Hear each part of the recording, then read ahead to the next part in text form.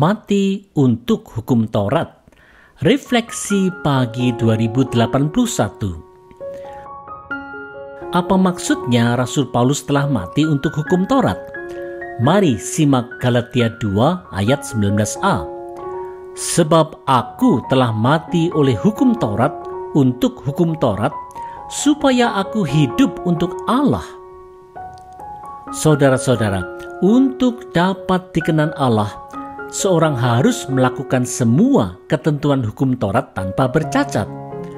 Hanya bila seseorang sudah mati dari hukum Taurat, maka ketentuan Taurat tidaklah lagi mengikatnya. Dengan landasan iman dalam Yesus Kristus, Rasul Paulus telah mati dari ketentuan hukum Taurat, sehingga ia terbebas dari tuntutan untuk mengikuti dengan sempurna ketentuan hukum Taurat. Dengan demikian, Rasul Paulus dapat terbebas dari hukum dosa dan dapat hidup untuk Allah saja. Saudara-saudara, setelah seseorang mati dari ketentuan Taurat melalui iman dalam Yesus, tentu saja ia haruslah memiliki kehidupan baru yang tidak menuruti keinginan dosa, seperti yang ditegaskan Rasul Paulus di Roma 6 ayat 11 dan 12. Demikianlah hendaknya kamu memandangnya, bahwa kamu telah mati bagi dosa, tetapi kamu hidup bagi Allah dalam Kristus Yesus. Sebab itu, hendaklah dosa jangan berkuasa lagi di dalam tubuhmu yang fana, supaya kamu jangan lagi menuruti keinginannya. Oleh karena itu, marilah kita menyadari betul akan iman kita dalam Yesus Kristus dan terus belajar untuk hidup kudus dengan tidak mengikuti keinginan dosa. Kehidupan di dalam Kristus ini pastilah akan membawa kemuliaan bagi Allah saja.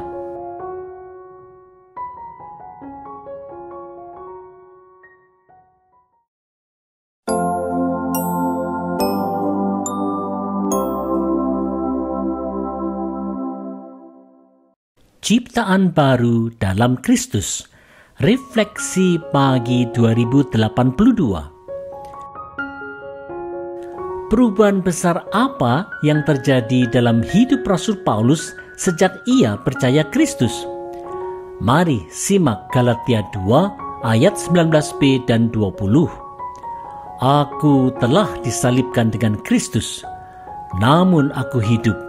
Tetapi bukan lagi aku sendiri yang hidup, melainkan Kristus yang hidup di dalam aku. Dan hidupku yang kuhidupi sekarang di dalam daging adalah hidup oleh iman dalam Anak Allah yang telah mengasihi aku dan menyerahkan dirinya untuk aku.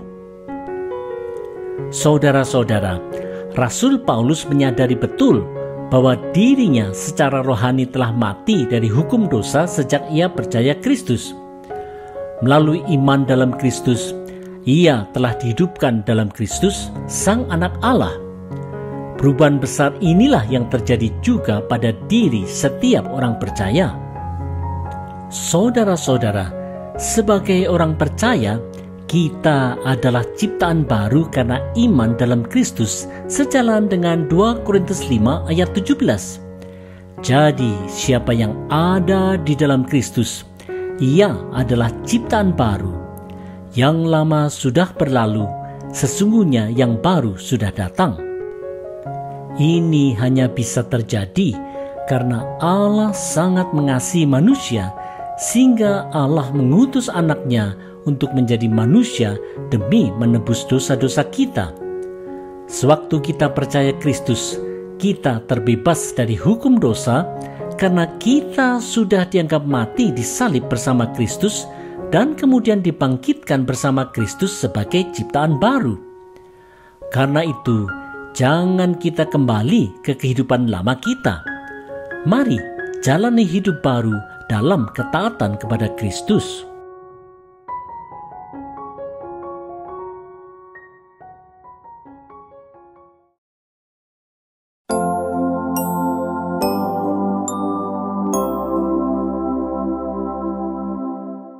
Kebenaran dalam Kristus.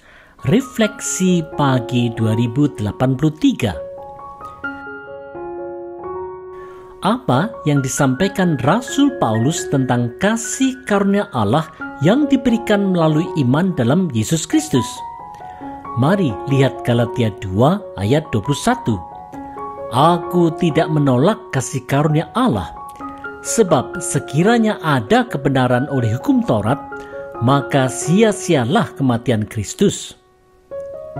Saudara-saudara, untuk melawan ajaran sesat yang mengharuskan orang percaya untuk melakukan hukum Taurat untuk mendapat perkenanan Allah, Rasul Paulus mengingatkan bahwa hanya melalui iman dalam Yesus Kristus sajalah Allah telah melimpahkan kasih karunia-Nya sehingga orang percaya dibenarkan di hadapan Allah.